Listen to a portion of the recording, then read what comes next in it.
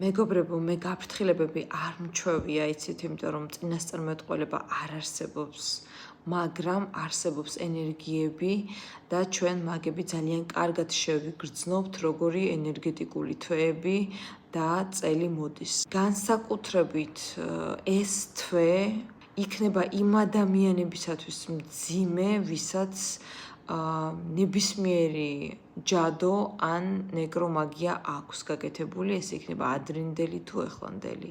დედამიწა არის იმდენად მძიმე ენერგეტიკულ ველში, რომ ვისაც რაიმე სახის წმენდა სჭირდება თუ რაიმე სჭირდება, ხო, ყველაფერი ეხლა იჩენს თავს.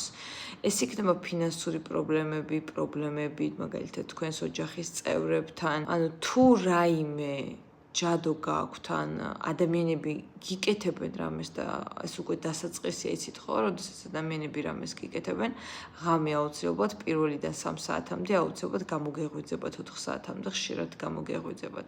ამიტომ ადამიანებს დაეწყება თუ ეს არის ფინანსური უკუსლა, ჯანმრთელობის უკუსლა, საქმეში უკუსლა, განსაკუთრებით ამიტომაც ვიძახი თავს იჩენს ახლანდელ პერიოდში და ზოგადად ეს წელი ცოტა მძიმე წელიწადია სიმართლე გითხრათ ენერგეტიკულად.